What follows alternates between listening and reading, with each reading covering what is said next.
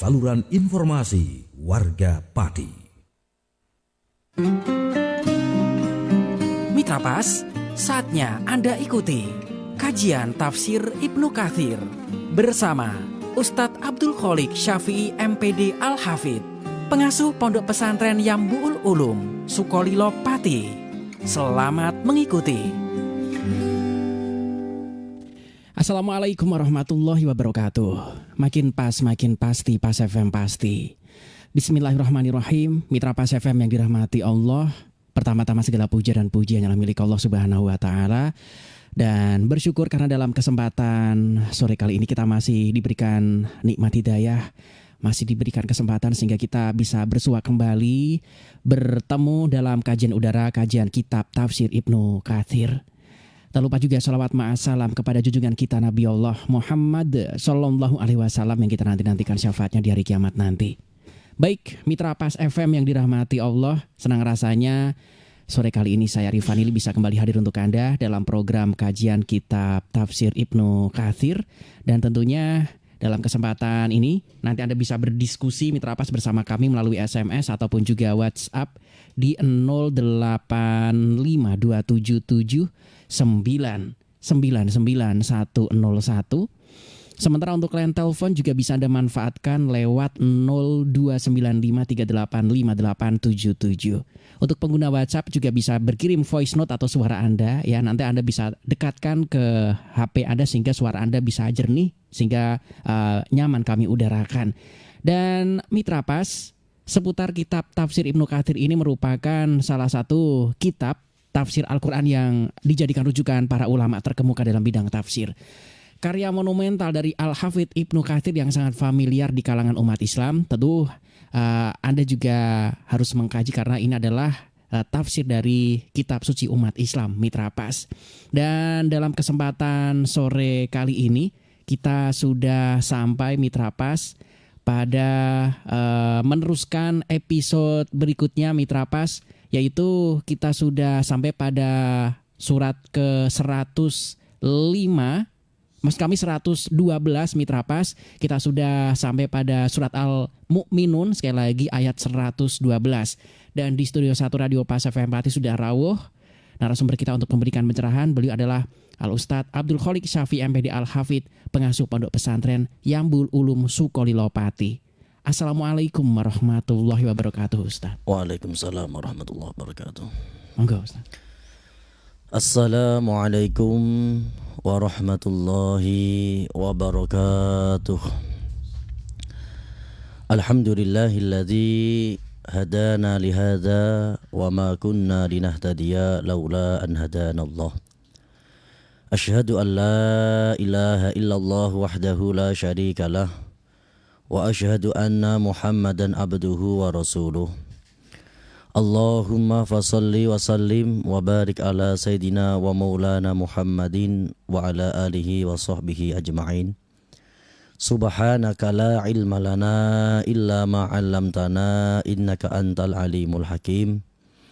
Wa tub alaina ya maulana innaka antat tawwabur rahim.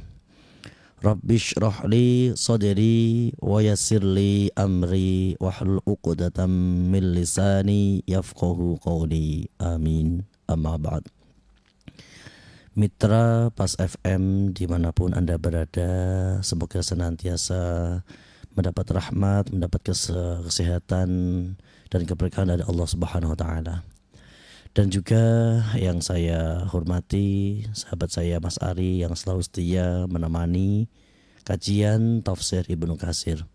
Kita berharap dan berdoa semoga apa yang telah kita perjuangkan mendapat ridho dari Allah dan Allah menganugerahkan keberkahannya kepada kita semua. Amin. Kita lanjutkan kajian kita tafsir Ibnu Katsir surah Al-Mu'minun ayat ke-112. Insyaallah ini nanti kita akan khatam surah Al-Mu'minun. Rabu besok kita akan lanjut ke surah An-Nur. Kita mulai. A'udzu billahi minasy syaithanir rajim. Bismillahirrahmanirrahim. Qala kam labistum fil ardi adada sinin. قالوا لبثنا يوما أو بعد يوم فاسأل العادين قال إن لبثتم إلا قليلا لو أنكم كنتم تعلمون أفحسبتم أنما خلقناكم عبثا وأنكم إلينا لا ترجعون فتعالى الله الملك الحق لا إله إلا هو رب العرش الكريم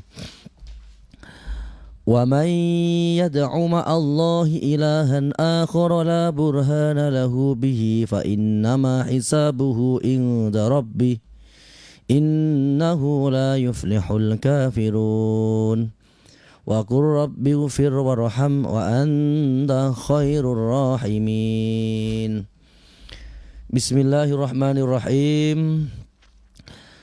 Qala ngendika sapa Allah.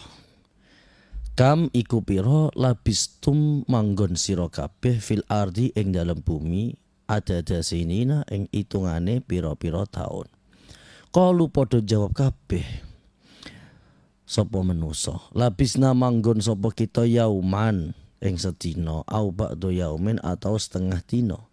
Fas'al becik takono sira al-adin ing pira-pira wong kang itung. Qala ngendika sinten Allah, illa bistum lamun padha manggon sira kabeh illa qalilan kejaba namung waktu kang sedhela. Lau annakum lamun sak temene sira kabeh kungtum ana sapa sira kabeh ana iku tak lamuna padha weruh kabeh. Afa hasibtum apa to nyono sira kabeh annama khalaqnakum anging pamestine nyiptakaken ingsun ing sira kabeh tak ciptakaken nyono sira kabeh nyono abasan tanpa sejo wa anakum sak temene sira kabeh ilaina maring kita ay Allah iku la turjauna ora den balekaken fa ta'ala mongko maha luhur sinten Allah Gusti Allah Al-Maliku yaiku zat kang ngrajani, Al-Haqqu zat kang hak, la ilaha kang ora ana pangeran kang wajib sinembah iku maujud illa huwa kejaba namung Allah. Rabbul Arsy kang dadi pangerane arsy al-karimi kang mulya. Waman utawi sapane wong yad'u kang ngundang yad'u kang donga kang ibadah ma Allahi sertane Allah ilahan ing pira-pira sesembahan akhara kang meneh la burhana ora ana pembuktian kebenaran iku maujud lahu keduwe sesembahan iku fa inna ma hisabuhu mongko angin pamestine utawi hisabe dosa menyekutukan Allah iku mau ingda Rabbi bakal dibales dening pangerane innahu satemene Allah iku la yuflihu ora bakal mulia akan illa innahu sak temene kelakuan la yuflihu ora bakal beruntung sapa al kafiruna pira-pira wong kang kafir. Wakur becik ngucap sira Muhammad rabbighfir warham wa anta khairur rahimin ing donga rabbighfir warham wa anta khairur rahimin. Allah Subhanahu wa taala nggih dalam ini yaqulu ta'ala munabbihan lahum alama adau fi umrihim al-qasir fid dunya min taatillah wa ibadatihi wahdahu. Allah Subhanahu wa taala nggih benjang wonten ing yaumul hisab itu akan nggih bertanya tapi litanbih nggih. Pertanyaan ini untuk melemahkan, untuk menghinakan nggih. Pertanyaannya kam labistum fil ardi adada sinin, wahai manusia, wahai hamba-hambaku, berapa kalian hidup berdiam diri di dunia? Mereka menjawab yauman au ba'da yaum. Jadi kehidupan di dunia yang dulu dianggap segala-galanya, kehidupan di dunia yang mereka mengira dia akan hidup selamanya sehingga melupakan masa depan akhirat, itu adalah ciri-ciri orang yang akan dihinakan oleh Allah di yaumul hisab. Banyak orang ketika di dunia selalu berpikir yang penting dalam kehidupan ini adalah prestasi di dunia. Yang penting dalam kehidupan di dunia ini adalah harta. Yang penting dalam kehidupan ini adalah pangkat. Nyatanya kelak ketika menghadap kepada Allah Subhanahu wa taala, ternyata kenangan-kenangan terindah itu bukan itu semua yang saya sebutkan tadi, tetapi kenangan-kenangan terindah adalah rukuk-rukuk kecil kita kepada Allah Subhanahu wa taala. Orang-orang yang beriman tentu masih menyesal kenapa sujudnya kurang banyak. Apalagi orang-orang yang kafir, yang di hatinya tidak ada la ilaha illallah, yang tidak mengenal sujud, maka dia akan sangat menyesal.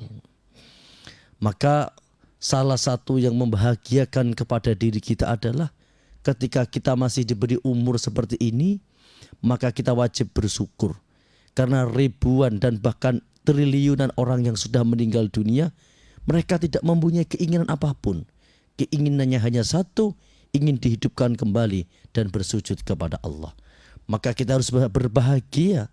Kita harus memanfaatkan waktu kita yang cuma sebentar ini, yang informasikan dalam ayat ini yauman au ba'da yaum, yang sehari atau bahkan setengah hari, itu untuk memperbanyak bersujudnya. Aikam kanat iqamatikum fid dunya, berapa kamu hidup di dunia? Ai mudatan yasiratan ala kulli takdirin. Jadi hari akhirat itu dibanding dengan hari dunia itu, wa inna yauman inda rabbika ka alfi sanatin mimma ta'udun. Satu hari di akhirat sama dengan alfasanah, 1000 tahun di dunia. Maka umur kita di dunia ini, mulai kita sejak lahir sampai sekarang, saya mencontohkan diri saya kelahiran 89 ya.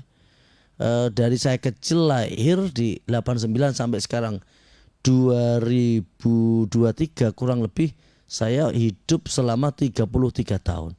Ini kalau dibanding digunakan modal hidup untuk di akhirat, itu belum ada satu hari. Maka orang-orang di sana di yaumul hisab ketika ditanya oleh Allah, berapa kamu hidup di dunia? Yauman au ba'da yaum. Mereka menjawab, ya satu hari atau setengah hari. Maka betapa ruginya bagi orang-orang yang kemudian terlalu fokus memikirkan perkara dunia sehingga melupakan akhirat yang abadan abada, yang selama-lamanya. Ayat berikutnya, afahasibtum annama khalaqnakum abasa. Allah ini juga bertanya, tapi pertanyaan yang tidak membutuhkan jawaban, karena namanya istiham tambih, pertanyaan untuk melehakan dalam bahasa Jawa. Apa kalian semua mengira bahwa Allah menciptakan manusia itu abasa? Abasa ini afadonantum anakum makhlukuna abasan bila qasdin wala iradatin minkum wala hikmatalana. Diciptakan tanpa ada tujuan? Jawabannya tentu tidak. Dalam ayat yang lain Allah menegaskan wa ma khalaqtul jinna wal insa illa liya'budun. Tidaklah Allah menciptakan jin dan manusia kecuali dengan satu tujuan, yaitu untuk mengabdi, beribadah hanya kepada Allah Subhanahu wa taala. Tentu ketika sudah di dunia kemudian justru malah mengabdi kepada dunia, ketika sudah hidup di dunia mengabdi kepada selain Allah, ini tentu salah prosedurnya. Allah menciptakan kita untuk beribadah, mengabdikan diri hanya kepada Allah. Ketika sudah di dunia ternyata kita melupakan tujuan awal itu. Maka dulu ketika di alam ruh, semua manusia itu dijanji oleh Allah, alastu bi rabbikum, bukankah aku ini adalah Tuhanmu? Semua makhluk, arwah-arwah menjawab, qalu bala, enggih Gusti. Artinya ketika kita melihat posisi Allah sebagai Tuhan dan kita sebagai manusia, berarti tentu kita mengetahui kewajiban kita kepada Allah Subhanahu wa taala. Yang kewajiban itu apa? Ya kewajiban beribadah. Wa annakum ilaina la turja'un, dan kalian mengira bahwa kalian tidak akan dikembalikan, tidak akan dimintai pertanggungjawaban. Ai la ta'uduna fid daril akhirah kama qala ta'ala ayasabul insanu ayat suka sudam. Jadi kebanyakan dari manusia itu ya, mereka mengira kehidupan di dunia itu segala-galanya. Maka ada hadis yang itu sebenarnya menjadi pedoman bagi kita. Wa'mal lidunyaka ka'annaka ta'ishu abada wa'mal li akhiratika ka'annaka tamutu ghoda. Maksudnya begini. Wa'mal lidunyaka ka'annaka ta'ishu abada. Berbuatlah, bekerjalah untuk duniamu seakan-akan kamu hidup selamanya. Itu bukan berarti melupakan akhirat, bukan. Artinya ketika kita bekerja, misalkan berdagang, kita berdagang beras kemudian ternyata rugi, tidak usah susah. Besok masih ada hari, berarti masih bisa berusaha. Ketika bagi petani ya yang sedang menggarap sawah dan ternyata kena hama atau kekeringan, tidak ada air, tidak usah susah. Besok masih ada hari dan masih usaha lagi. Maksudnya gitu. Kalau perkara dunia itu kita pikir ringan saja. Jadi dunia itu tidak usah terlalu dipikirkan berlebihan. Kalau saat ini kita masih belum berhasil, besok masih ada kesempatan untuk kita berusaha lagi. Itu maksudnya wa'mal lidunyaka ka'annaka ta'ishu abada. Jadi bukan berarti bekerja keras sehingga melupakan akhirat, bukan. Artinya kita memposisikan di dalam mengejar dunia itu santai saja. Ketika gagal, tidak usah terlalu dipikir. Semuanya itu milik Allah. Kalau semua milik Allah, ketika kita tidak mendapatkannya atau kita kehilangan itu, ya sudah, biarkan saja. Tidak usah ikut dipikir, karena semua bukan milik kita. Tapi hakikatnya segala sesuatu itu milik Allah Subhanahu wa ta'ala. Kemudian wa'mal li akhiratika ka'annaka tamutu ghoda. Beramallah untuk akhiratmu seakan-akan kamu besok mati. Maka kita menjumpai para salafus soleh, Sufyan Ats-Tsauri, Imam Syafi'i, ketika mereka dalam menghadapi kehidupan polemik dunia itu sangat santai saja. Berpikirnya seperti ini, kurang lebih seperti ini. Ketika hari ini kita dibenci oleh orang, ketika hari ini kita tidak berhasil menyelesaikan sebuah urusan kita, santai saja. Karena pikiran para salafus soleh, hidup saya cuma hari ini, besok sudah mati. Jadi apapun kerutan, segala kerutan yang ada di dunia ini tidak menjadikannya bersedih. Karena orang yang terlalu bersedih itu berdampak akan mengkritisi takdir Allah. Seakan-akan takdir itu tidak berpihak kepadanya. Dan ini sangat berbahaya. Jadi ada hadis qudsi, wa man lam yasbir ala balaya, barang siapa yang tidak sabar dengan ujianku, tidak menerima dengan kepastianku, maka keluarlah dari bumiku dan carilah Tuhan selain aku, kata Allah. Ini tentu teguran keras. Ya, jadi itu intinya ya. Ketika kita beramal untuk dunia dan kemudian amal itu masih gagal, kita tetap bersyukur bahagia, tetap semangat, besok masih ada hari dan kita bisa bekerja lebih giat lagi. Dan ketika kita beramal untuk akhirat, seakan-akan besok kita telah tiada. Ketika kita sholat maghrib, kita mempunyai perasaan ini adalah sholat maghrib saya yang terakhir. Jadi serius. Ketika kita sholat isya, kita mempunyai perasaan ini adalah sholat isya kita yang terakhir. Jadi serius. Jadi ketika kita beribadah dan kita rasakan itu adalah yang terakhir, maka kita akan bersungguh-sungguh. Kalau kita masih memikirkan oh besok masih ada sholat isya lagi, ya tentu kita gak akan serius.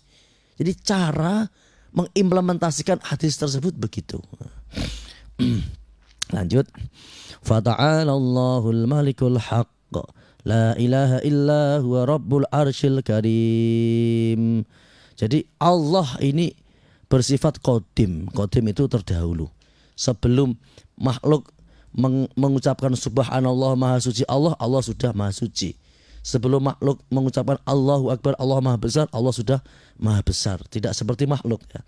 Kalau makhluk itu dikatakan berprestasi setelah melakukan aktivitas. Mendapat gelar sarjana setelah menyelesaikan pendidikan S1. Mendapat gelar magister setelah menyelesaikan pasca sarjana. Begitu seterusnya. Tapi kalau Allah qadim. Nah, Allah ini maha tinggi, al-maliku al-haq, ya. Rabbul arsyil karim. Wa man yad'u ma'allahi ilahan akhara la burhana lahu bih. barang siapa yang beribadah, ya, artinya menyembah kepada selain Allah itu tidak mempunyai alasan yang kuat, ya. Maka kita senang sekali, syukur sekali kita ditakdirkan Allah mempunyai keyakinan yang benar. Keyakinan kepada Allah itu sangat mudah. Yang sulit itu meyakini Tuhan selain Allah. Misalkan orang-orang paganisme, ya, orang-orang kafir jahiliyah, kafir Quraisy, yang mereka meyakini ada Tuhan berhala-berhala yang mereka buat sendiri dari batu dan kayu. Memaksa logika yang sehat mengakui bahwa berhala-berhala ini Tuhan itu sulit. Karena secara logika bagaimana dia bisa menjadi Tuhan? Tuhan itu harus mempunyai prestasi menciptakan langit dan bumi. Sedangkan berhala-berhala dari batu dan kayu ini, mereka jangankan menciptakan langit dan bumi, untuk wujud saja diwujudkan oleh manusia. Terus termasuk menuhankan bagian dari manusia, menuhankan Fir'aun misalkan, menuhankan Nabi Isa. Ini sulit diterima secara logika. Bagaimana mungkin ada manusia yang kemudian menjadi Tuhan, yang oleh Al-Quran itu disifati mal masih ibnu Maryam illa rasulun qad khalat min qablihi rusul wa ummu siddiqah kana yakulani tu'am. Jadi Al-Masih ibnu Maryam ini adalah utusan Allah, sebagaimana Allah mengutus utusan-utusan sebelumnya. Ya ada Musa, ya, ada Nabi Ibrahim dan seterusnya. Dia bukan Tuhan, disifati karena yakulani to'am. Nabi Isa, Bunda Maria, mereka ini mengkonsumsi makanan. Artinya manusia ini makhluk yang lemah, jika tidak memakan makanan mereka akan tumbang. Bagaimana mungkin Tuhan itu dari golongan yang lemah? Maka wa may yad'u ma'allahi Allah ilahan akhir la burhana lahu bih. Maka dalam ilmu mantek, ya, di dalam orang-orang yang pernah belajar ilmu mantek, itu kebatilan itu tidak ada. Kesalahan itu tidak ada. Kalau orang berbuat salah banyak, orang berbuat batil banyak. Tapi kebatilan tidak ada. Contoh secara rasional, orang mengatakan 1 tambah 1 2 itu kan hak. Kalau ada orang yang mengatakan 1 tambah 1 20, itu batil. Kenyataannya nggak ada. Kalau orang yang mengklaim seperti itu ada, tapi kenyataannya tidak ada. Seperti dalam Al-Quran, ya, Allah berfirman, in hiya illa asma, ini dalam surah An-Najm, ya. In hiya illa asma'un sammaitumuha antum wa aba'ukum. Berhala-berhala yang diberi nama Lata, Uzza, Manat ini menjadi Tuhan karena kan telah diberi nama. In hiya illa asma'un sammaitumuha antum wa aba'ukum. Kalian ini yang memberi nama. Atau di dalam surah Al-Kahfi, kaburat kalimatan takhruju min afwahihim iyaquluna illa kadiba. Mereka menjadi Tuhan itu karena ucapan orang kafir. Misalkan ada Tuhan dari manusia, ya itu hanya klaimnya saja. Kenyataannya Nabi Isa ya manusia yang mengonsumsi makanan. Kenyataannya Manat, Hubal, terus berhala-berhala yang banyak itu kenyataannya, faktanya mereka batu.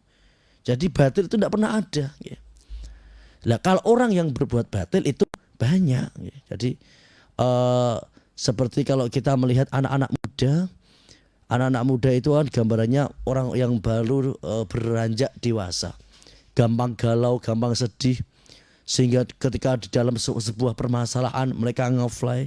Mereka menganggap kalau ngefly, mengonsumsi miras dan narkoba itu bisa menyelesaikan masalah.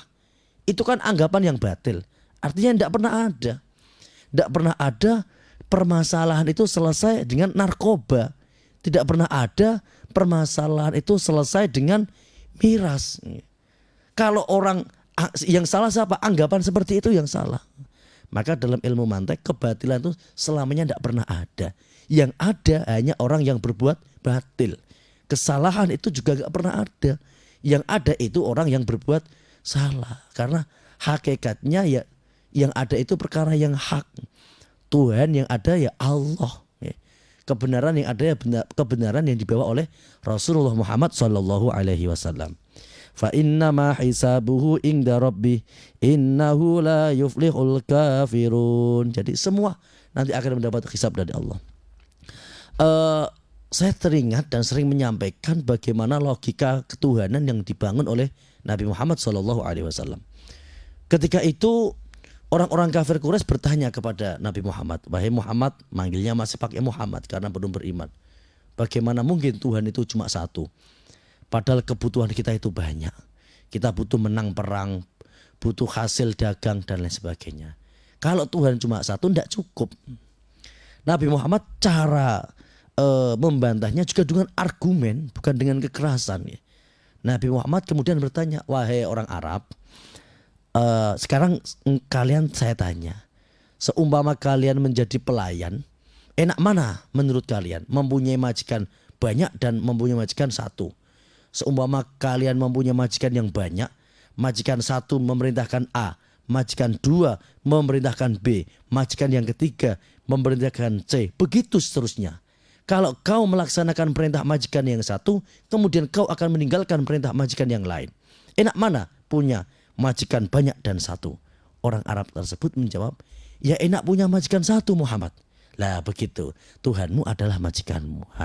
Akhirnya dengan pola pikir logika yang dibangun, konstruksi yang dibangun seperti ini menjadikan mereka beriman. Maka kita bangga menjadi bagian dari orang-orang yang berkeyakinan bahwa la ilaha illallah wa qur rabbighfir warham wa anta khairur rahimin. Ini adalah doa ya yang Nabi itu meskipun selalu dalam perlindungan Allah, tetapi secara syariat diajarkan oleh Allah untuk selalu berdoa. Doanya itu Rabbighfir warham wa anta khairur rahimin. Ya Allah, ampuni segala dosa kami, welasi kami, kasih sayanglah kepada kami, wa anta khairur rahimin, dan engkau adalah sebaik-baiknya Zat yang maha kasih sayang. Jadi doanya itu tidak minta mobil mewah, tidak minta apa-apa. Jadi cukup Rabbighfir warham wa anta khairur rahimin. Demikian penjelasan dari akhir dari surah Al-Mu'minun ya. Ini sudah selesai. Insyaallah Rabu depan kita akan nyambung ke surah An-Nur. Selanjutnya kita lanjutkan session dialog interaktif akan dipandu oleh Mas Ari. Monggo. Baik, untuk Anda Mitra Pas yang sore kali ini ingin bergabung, Anda bisa masuk melalui SMS ataupun juga WhatsApp di 085277999101. Saya coba terima teleponnya juga sudah masuk di 0295385877. Assalamualaikum Pak Syafi'i Empati. Waalaikumsalam Mas Ari. Oke. Pak, mohon maaf radionya bisa dikecilkan Pak biar kita enak ngobrolnya nih. Feedback soalnya. Begini Pak Ustadz ya. Oke. Mau menanyakan sesuatu ya, agak sedikit melenceng dari tema, tapi masih ada kaitannya. Begini Pak Ustadz, terkadang kita kalau kita bepergian ya atau berwisata itu mengunjungi tempat-tempat yang notabene itu tempat ibadah agama lain, walaupun itu dikirim sebagai tempat wisata seperti candi dan sebagainya. Nah ini bagaimana ketika kita berwisata ke tempat seperti itu? Tujuannya untuk mungkin melihat sejarah atau sebagainya gitu Pak Ustadz. Nah ini boleh apa tidak gitu Pak Ustadz? Gitu aja Pak Ustadz ya. Terima kasih. Karena Pak Ustadz seumuran sama saya tadi ya, 33 tahun gitu. Maturnuwun. Assalamualaikum. Waalaikumsalam warahmatullahi wabarakatuh. Ini juga cukup menarik karena memang kesadaran berwisata juga harus diperhatikan. Jangan sampai kita mengotori atau kurang menghormati tempat ibadah yang lain. Ini juga ada etikanya. Nah ini malah dijadikan tempat wisata dan ini legal juga. Ada tiketnya untuk pembangunan juga ini soalnya. Mohon pencerahannya Ustadz, monggo. Begini, dulu itu Nabi sering berpesan kepada para sahabat. Kebetulan sahabat Nabi itu kan mempunyai kebiasaan kalau musim panas itu berdagang di Syam, kalau musim dingin berdagang di Yaman. Nah ketika ke Syam itu mereka melewati Al-Ahqaf. Al-Ahqaf itu reruntuhan kaum Samud ya. Ya di sana banyak tempat-tempat ritual yang dulu digunakan untuk ibadah menyembah berhala. Bahkan masih ada berhala-berhalanya. Kalau tidak salah sekarang itu masuk wilayah Saudi yang mepet dengan Yordania ya. Yang dibangun untuk tempat wisata juga ini. Betul Ustaz, itu rame nih sekarang. Itu kemarin pemerintah Saudi juga pro dan kontra ya. Terus kemudian ketika berdagang di Yaman, di sana ada reruntuhan kaum Ad ya. Nabi hanya berpesan ketika lewat sana itu cepat-cepat ya. Dan saya juga pernah mendengar ya, beliau Kiai Haji Maimun Zubir itu itu berkunjung di wilayah reruntuhan sekitar Laut Mati. Laut Mati itu ya mungkin reruntuhan kaum Sodom, Nabi Lot itu. Ya boleh di sana, cuma sebentar saja, sebentar. Jangan kelamaan. Artinya seperlunya saja. Terus kemudian ya, poin yang kedua, ini pernah di Ahkamul Fuqaha ya, hasil bahsul masail itu. Tapi saya lupa nanti keputusannya. Yang intinya itu ada tetap namanya ini kan fur'iyah, pasti ada perbedaan pandangan. Ada yang memperbolehkan karena ya tujuan untuk apa itu hanya mubah lah. Yang membolehkan itu tidak karena kesunan atau apa, pasti hanya karena mubah ya. Jaiz ya. Jaiz, jadi berjalan kemana? Karena perjalanan itu kan pada dasarnya hukum asalnya itu kan mubah ya. Jadi mungkin ya ketika kita ke sana ya jangan sering-sering lah, jangan sering-sering ya. Pokoknya tiketnya mahal Ustaz. sebentar saja. Karena di sana juga itu kan tempat-tempat yang di sana digunakan sesembahan kepada selain Allah. Juga ada ulama ini yang justru malah mengharamkan karena itu nanti akan menjadi syiar-syiar kepada penyembahan selain Allah. Nah, tentu itu menyesuaikan kepada kondisi sosial kita masing-masing. Tentu mungkin kita ketika bekerja di instansi pemerintah, kita juga tidak bisa menolak mungkin ya ketika ada kunjungan ke sana. Nah, itu bisa menggunakan pendapat yang tadi. Hukum asal itu mubah-mubah saja. Tapi ketika kita ini berdiri, mungkin kita sebagai wira swasta ya, karena orang wira swasta itu kan kita adalah bosnya kita sendiri. Ya cari tempat yang lain lah. Cari tempat wisata yang lain kan banyak. Demikian. Banyak pilihan Mitra Pas ya. Oke, silakan Anda memilih yang mana. Tadi dasar-dasarnya sudah disampaikan. Anda bisa bergabung kembali Mitra Pas di 0852779999 101. Anda bisa kirim voice note atau suara Anda ataupun line telepon juga bisa Anda manfaatkan lewat 0295385877. Yang sudah bergabung, Assalamualaikum warahmatullahi wabarakatuh Ustadz. Waalaikumsalam warahmatullahi wabarakatuh. Ini tadi menanyakan tentang hakikat kepada manusia. Ini masih membutuhkan makan, minum sebagaimana manusia-manusia yang lain. Sebagaimana nabi-nabi yang lain juga merasa luwe atau lapar, merasa haus dan sebagainya. Dan apakah juga pada saat nabi ini diturunkan adakah satu nabi yang menginginkan kepada kaumnya untuk menyembah dirinya? Kan tidak ada Ustadz, tetapi rata-rata kebanyakan ketika Nabi ini meninggal mungkin baru sudah sekitar 100 atau sekian tahun barulah ada ajaran-ajaran baru, ada ketentuan-ketentuan baru yang mungkin dalam tanda kutip dibuat-buat oleh para pengagumnya.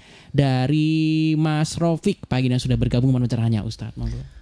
Ya betul sekali. Seperti dalam cerita Nabi Isa Al-Masih, Nabi Isa itu kan perintahnya jelas. Dalam Al-Quran itu bahkan sangat jelas sekali ya.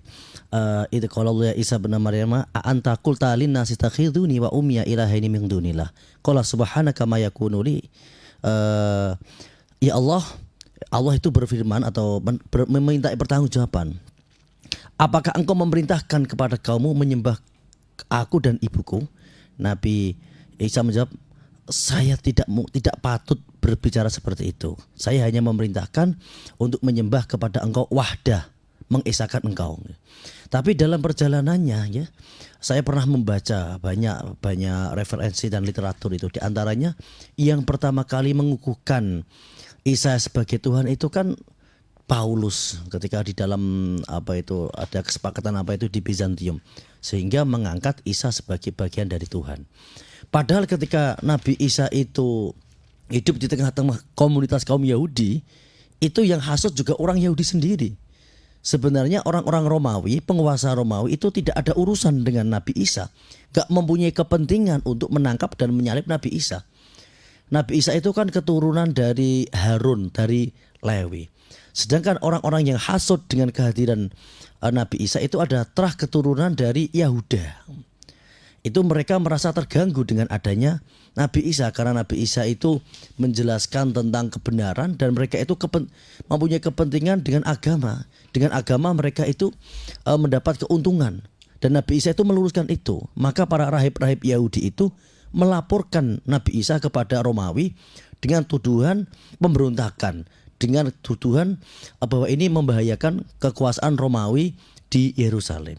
Maka orang-orang Romawi ini membuat pasukan untuk menangkap Nabi Isa dan kemudian Nabi Isa diselamatkan meskipun dihianati oleh muridnya sendiri Yudas itu, dan kemudian Yudas itu sendiri yang diraupi ini mukanya sehingga menjadi seperti Nabi Isa. Jadi intinya nabi-nabi itu ya sama ajarannya.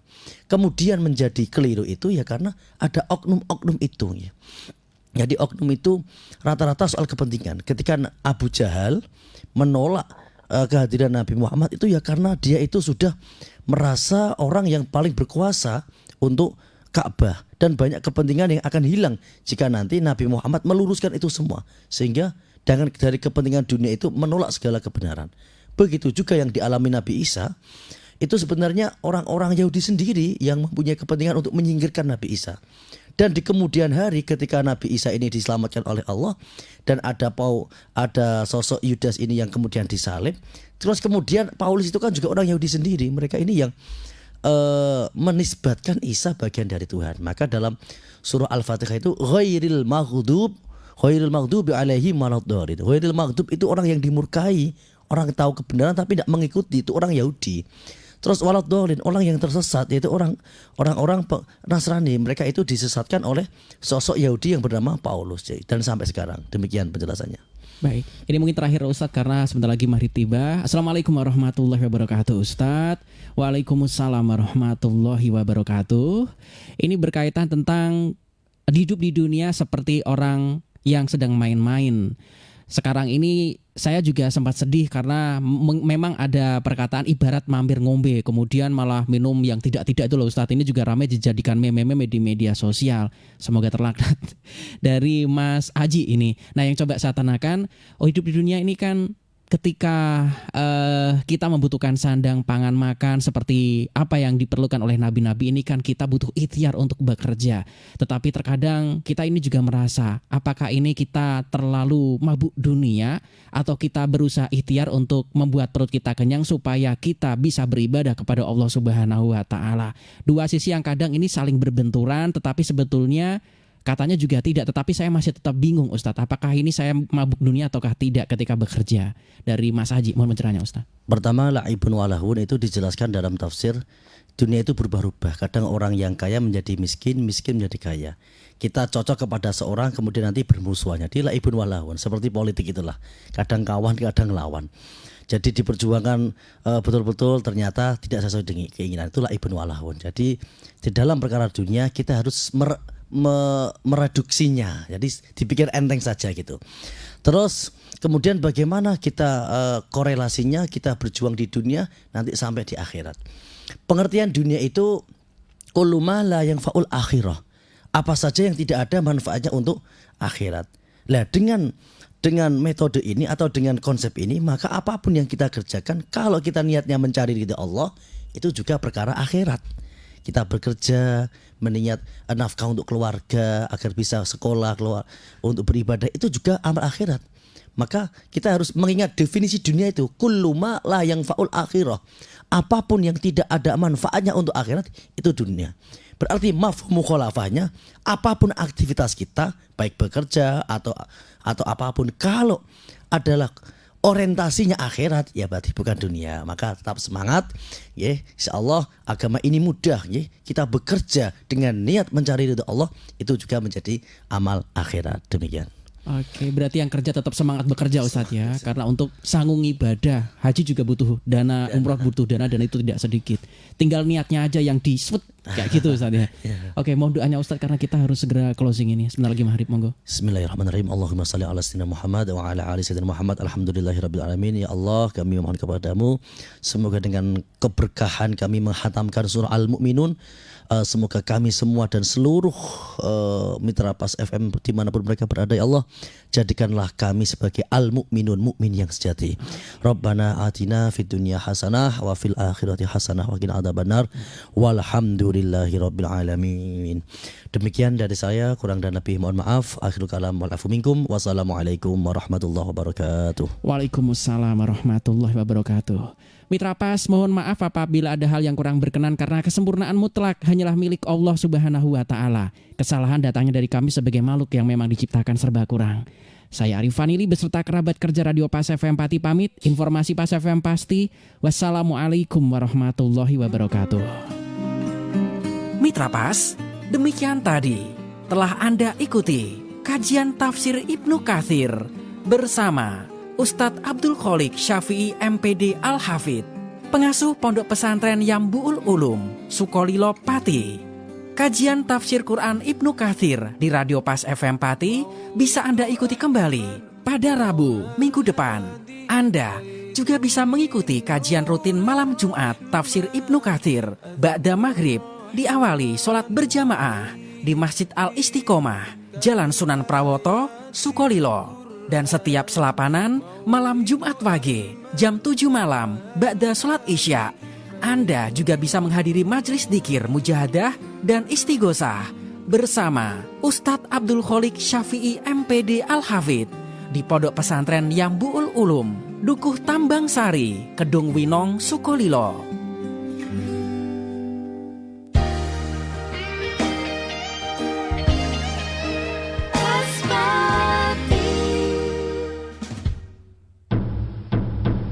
Saat sholat maghrib telah tiba.